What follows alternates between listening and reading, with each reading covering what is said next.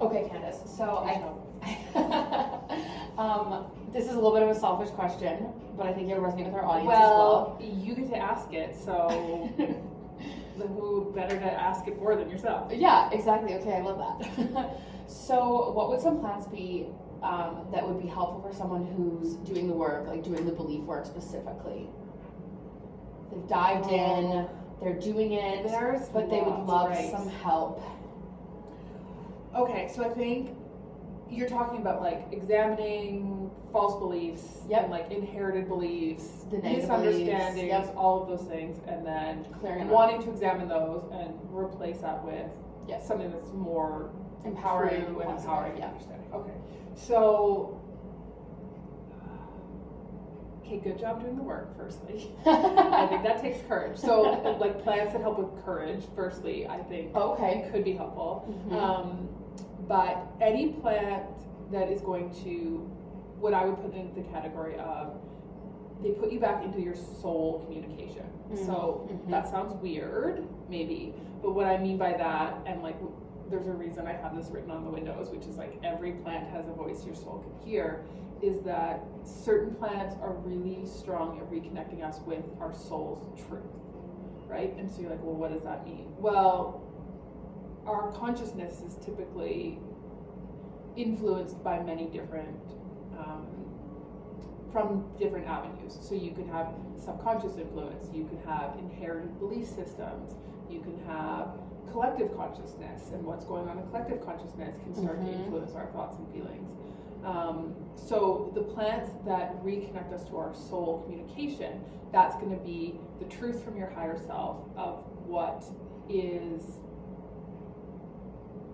I don't want to say objectively true, but what is true from you from the highest of who you are. Mm-hmm.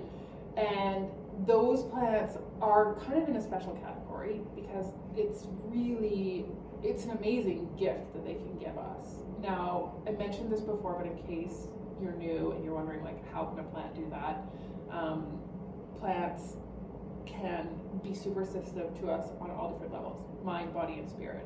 And so I'm talking obviously at the mind and the spirit level. And so in order for a plant to be effective and function on those levels, we need to be really specific about the portion of the plant that we use, the preparation, and the application. This is all a long way of answering your question, which is, I would say, my favorite plant for what you're asking about for somebody doing belief work is hyssop. I have a love affair with hyssop. I grow it in the garden every year. We use it in some of our products, and I'm just looking at my notes because the thumbnail on hyssop is that if it's grown to its highest vibrational potential, what I have for my notes is that it's the closest vibration to pure spirit. So you can understand then why, if that is applied in your body or it's used in some way, that you're going to resonate and also vibrate with that. Mm-hmm. So that's why that communication, that understanding, those intuitions of truth become so much stronger. So it also dissolves into the mental and emotional bodies anything that is a false belief.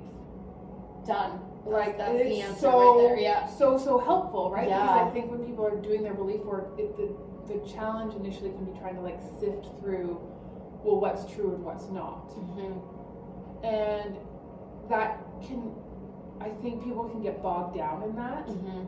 But so that's what I love about hyssop, is it sort of comes in and helps to just sort of dissolve some of those false beliefs that maybe you've inherited, right? Or maybe you have taken on just as a result of living in the culture and the time and place that we do. And the challenge with those false beliefs, is we don't address them, is that they then start to gain their own momentum, and they start to gain their own sort of volume and intensity within our own consciousness. So how nice that hyssop just kind of comes along and cleans those up for you, dissolves them out. Mm-hmm. And that doesn't mean that you won't have to do any of your own, your own work if not you want to. But it's the way I think about so many of these plants, which is they're a supportive tool. They're exactly, here to help, right? Yep. And why not take that help? Totally. And it smells good too. Exactly. Yeah. It's a bit minty. Oh. Which I really like. It's a bit minty, but like it's those pretty purple flowers. Right. Anyways. What, do you mind me asking, what product is it in? We put it, it's in the Peaceful Forest. Oh, it's in the Peaceful Forest. It's in the Peaceful Forest. Beautiful, right on. But I would put it in everything, probably. Just drop her in there. Yeah, and so the portion of the plant that you want to use for the hyssop, specifically, if you're looking for the emotional and spiritual properties of it, is the flower and the leaf. So not so much the stem, not so much the roots, and that's going to be probably the same portion of the plant that like a Western herbalist would tell you to use in a tea or a tincture or something like that. So I just want to remind people that that's a really super important aspect, is the portion of the preparation and the application, depending on how you want that plant to be applied. Yeah, because I remember you once said to me, and I think you have it written somewhere as well, that something can be organic, but can have the vibration of like centuries-old sawdust. And I was like, that's brilliant. Yes. Because I can imagine how low vibration very old sawdust would be. And that doesn't mean I'm down on organic, because I'm not, but it's sort of the same difference between like... It goes further than that. Yeah, it's... When you're looking at what's like a conventionally grown tomato versus an organically grown tomato, I think we all understand that on the physical level, if you have an organic tomato, you're likely going to have higher nutrient balance, you're going to have more vitamins and all sorts of good stuff in that tomato. It's going to be more beneficial for you on the physical level than a conventionally grown tomato with perhaps pesticides and grown in a nutrient lacking environment, right?